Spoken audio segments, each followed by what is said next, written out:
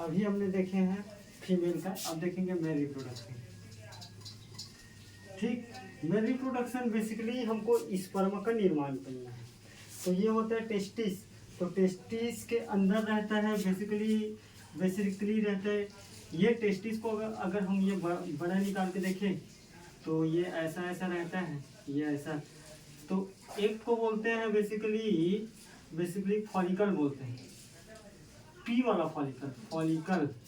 और जो सभी एक ग्रुपिंग में रहता है इसको बोलते हैं स्क्रोटम, इंसेक्ट में स्क्रोटम। ठीक है, तो ये फॉलिकल स्क्रोटम से हमारा स्पर्म का निर्माण होता है और वाज डिफरेंशिया से होते हुए स्पर्म किस में आता है, सेमिकल वेसल में आता है, मतलब सेमिकल वेसल में आता है। सेमिकल वेसल क्या है, वाज डिफरेंस, जैसे कि छोटा सा नली है तो यही छोटा सा नली अंदर जाके बड़ा नली बन जाता है, बड़ा नली, उसी को बोलते हैं सेमिकल वेसल।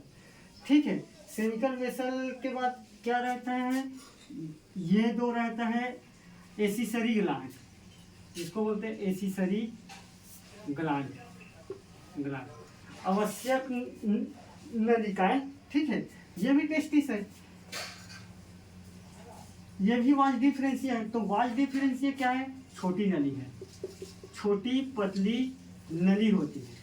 ठीक, और यही छोटी पतली नली आगे जाके सेमिकल वेसल में एक सेक लाइक स्ट्रक्चर बनाता है। सेक जी मेरे फुग्गा टाइप बनाए नहीं, सेक लाइक स्ट्रक्चर का निर्माण, और इसी के थ्रू इजेकुलेटर में जाता है।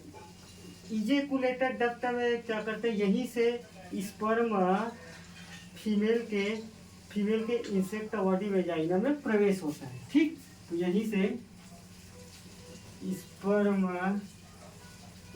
फीमेल इंसेक्ट के बॉडी में प्रवेश होती है। किससे होती है, एजुकेलेटर से।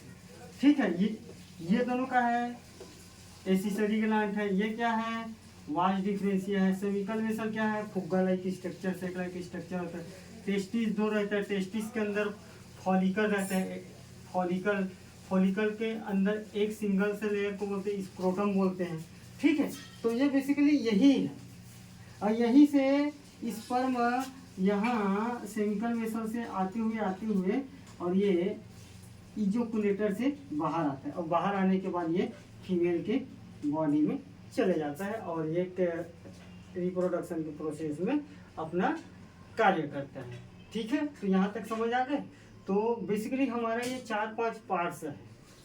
अब पार्ट्स को याद रखो, कहाँ क्या क्या बोल रहे हैं, अपने हिसाब से चित्र खींचो, और चित्र खींचने के बाद आप दोनों ही रिप्रोडक्शन सिस्टम को बता दो। बेसिकली फॉलिकल याद रखना, टेस्टिस याद रखना, स्क्रोटम, फॉलिकल, सेमिकल वेसल, इजोकुलेटर, डक्ट, और कौन कौन सी स्ट्रक्चर होता है, कहाँ कहाँ कैसे जाता है, हल्का हल्का, ज़्यादा नहीं, बारीकी से ऊपर।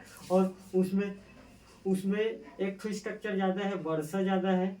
ठीक है, वर्षा आप याद रखना, वहाँ से ओवरिस तो पता है, ओविडक्ट पता है, वल्वा पता है, आवश्यक ग्लैंड पता है, सारी चीज़ पता है। आप चित्र को देख के बनाना बस। ठीक, आप चित्र को आप अपने हिसाब से खींच के बना सकते हो, कोई ज़रूरी नहीं है कि सेम चित्र ही होगा, ऐसा तो नहीं है, सब में अलग नाम सेम रहेगा। ठीक, तो हमारा रिप्रोडक्शन का सिस्टम यहीं तक रखते हैं। ठीक है।